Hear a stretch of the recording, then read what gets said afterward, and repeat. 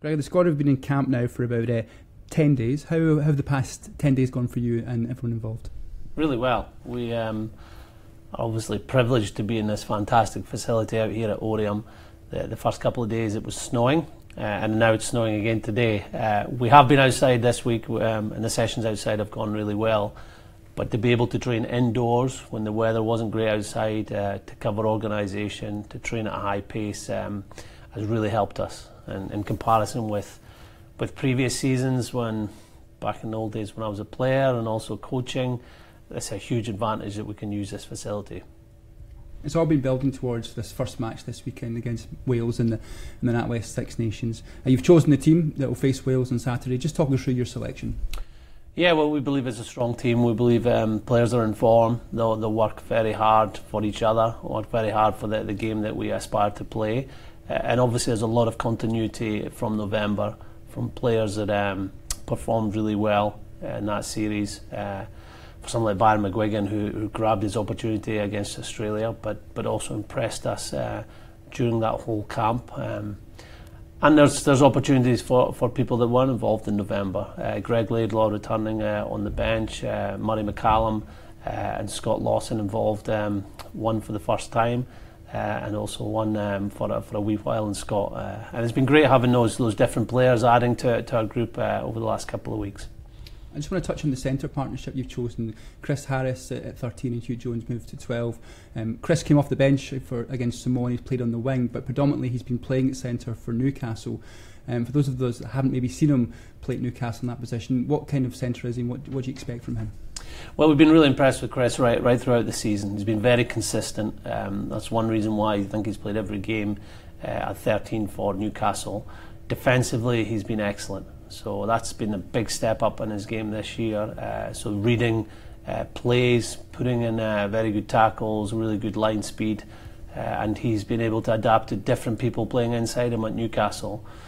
So with the combination with Hugh and Chris was someone we looked at once we knew that Duncan and Alex wouldn't be available, and they worked well in training. Very combined very well in attack, and they've worked well in defence. And Hugh has that ability to play at 12, given that he played a lot of his rugby there, just 6 months ago, playing Currie Cup with Western Province. And that's just one combination. But I think what's great is when you look at Scotland, maybe in the past, that depth's been an issue in some areas, but you now have a number of combinations you can play around with and a number of different players you can choose. How happy are you as a coach that you have these options? Yeah, it's great to have the depth. I think November showed that when we had injuries in a couple of positions, other people put their hands up. The form of our players over December, January was good to see. We know we've got some really good players that aren't in this squad. This 40-man squad, and we've got some really good players that have missed out in the 23. The important thing for us is to see how those combinations work when they're in training, but also from game. And we're fortunate we got Tommy Seymour, Stuart Hogg in that back three together. They came back against Exeter, and it shows that their understanding with each other, their ability can lead to very good things for your team. Wales have announced their squad earlier on in the week. We've no doubt had a look at that squad. What are their strengths? What do we need to look out for? Oh, there's lots of strengths. I think if you look at the Welsh team over the last few years, defensively they've been outstanding. One of the best defences in the world game. Very well coached. They know what each other needs to do. They like to tackle and they're aggressive. They've got a different tackling style, but it's very effective. I think cohesion's an important element. They don't make too many changes over the years, Wales. The coaching group have been there for a while. They know how to play Six Nations games, and they do very well at home. And there's a new element of cohesion now with so many Scarlets players playing in this fixture at the weekend, who've been going really well in Europe and the Pro 14. So we know we're going to be playing an excellent side, and we'll have to be our very best to win.